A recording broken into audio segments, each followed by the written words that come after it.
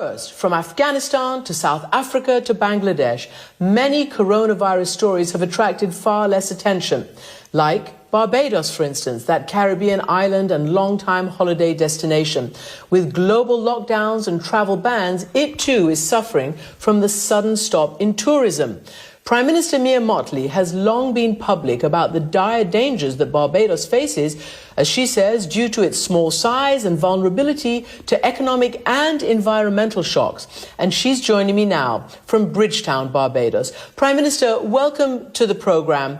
I just wanted to ask you how your country's doing in terms of infections, in terms of deaths, and to ask you whether I think you've had some quite severe lockdowns and how that's working there. Thank you very much, Christiane, for having me. We are fighting up not just here in Barbados, but in the Caribbean. At this point in time, I'm actually chairing CARICOM, which is a member state organization of 15 countries, from Bahamas in the north to Guyana and Suriname in the south, from Barbados in the east to Belize in the west. And I can pretty much speak on behalf of all of us that this has been the most destabilizing event for our countries, probably since World War II. I mean, we've heard you speak about that, and others in the UK speak about the fact that this is, for them, similarly, the most destabilizing event. Each of our countries, regrettably, has cases. Each of our countries, in our own case, we have just about 80, and we have just about 7 deaths. Half of the people, just under half, have recovered. But alongside with the pandemic is the very real result of people being able to live and to eat. And I notice it's not just the Caribbean. I've seen stories coming out of Africa and Asia and elsewhere. And this is a real balance. And listening just now to your last interview, both interviews, it is clearly a problem across the world. Our situation is perhaps a little more unique because we suffer a number of risks. One, we are a highly indebted region, largely because we are perhaps the most travel-dependent and trade-dependent region in the world, with almost half of our GDP coming directly and indirectly, and our jobs, from tourism. Secondly, we are also on the cusp of the climate crisis. In fact, we are 4 weeks away from the beginning of the hurricane season. But what is little spoken about is that the climate crisis has also resulted in droughts and sargassum weed, which has meant a number of our hotel establishments and restaurants were already suffering before this pandemic. And now we add to this global pandemic. So that this is a peculiar moment for Caribbean states, not just Barbados. And it is one in which we hope we can summon the rest of the global community to recognize that it is now more than ever that we need to recognize that global leadership is needed, and that we need to accept that these islands, as well as those in the South Pacific, are vulnerable. Well, look, I mean, you just heard me talking about global leadership. I just want to get your take as, you know, the Prime Minister of a significant Caribbean tourist destination, just a very well-known island nation there. In general, your big neighbor to the north, the United States of America, generally takes global leadership, whether it's Ebola, as you heard, whether it was the global financial crash of 2008, whatever it might be, it's usually the US. It's been absent on the world stage. Does that make any difference to you in the Caribbean, to you particularly in Barbados? I think it does generally, but I think that beyond the US, it is genuinely a time for all countries to step up and for all global leaders. If there's one thing that I'd like to see coming out of this, is a global leadership initiative. Look, 75 years ago, the United Nations was formed on the 24th of October. We used the opportunity of post-World War II to create a number of vital institutions to be able to bring countries together to protect the most vulnerable, the weakest among us. We also used it to create the Bretton Woods institutions, which we're relying on. But we need to repurpose these organizations, and in having a global leadership initiative, make sure that we are really reacting to what is real. We are told that we can access concessional funding or grant funding only if we have historic per capita incomes that are below certain levels. Well, Christiane, that is like telling me that I should use my blood pressure reading from 2 years ago to determine whether I'm vulnerable tonight to a stroke. is absolutely futile. And we've been carrying on this thesis and argument for over 30 years.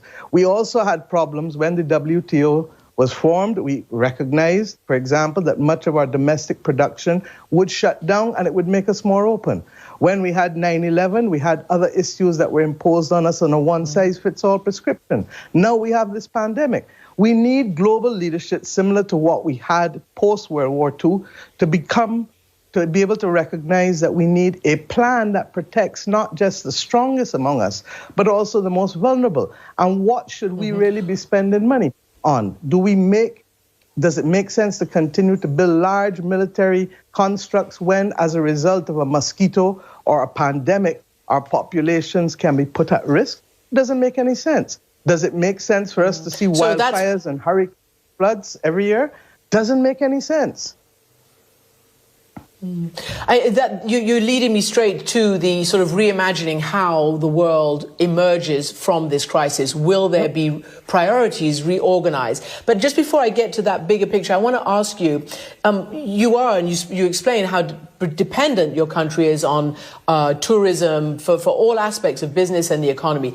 And just in terms of that vulnerability and the vulnerability of many, many other countries around the world which don't have developed healthcare systems or solid economies, what will happen to you and to regional islands, and even you mentioned Africa and other places, if this pandemic, lasts longer, much longer? Can your healthcare systems survive it? And your economy, your island? I think that's the bigger issue. A number of our healthcare systems are being repurposed in order for us to be able to deal with the issues and to stay ahead of the curve, to use the recent jargon. But really, where we are feeling it more than ever is in the shutdown. To have a hotel with no revenue coming in, to have no airplanes landing from Jamaica and Bahamas in the north right down to Barbados and Trinidad in the south. These things are having a devastating impact, particularly on the smaller islands in the Eastern Caribbean and to a lesser extent Barbados. So that we have now to see how we can hold our people up. Because if you don't have a successful neighborhood, all of us are at risk in terms of public health. All of us are at risk in terms of lack of security. All of us are at risk of migration. So that we really, really need to be able to understand that this is about lives and livelihoods. This is about staving off the pandemic, but it's also about keeping people fed and keeping people being able to live. Prime Minister, you've been quite forward-leaning, in your public warnings and your desire to reshape priorities and the models by which your success is judged. For instance, you've called for there should be a vulnerability index, assessing potentially how exposed a country is to future economic and public health risks like climate change. I wonder how that would work. And you've also you're asking for natural disaster clauses in your sovereign debt contracts. Explain what that all means and how it would protect you and other vulnerable countries.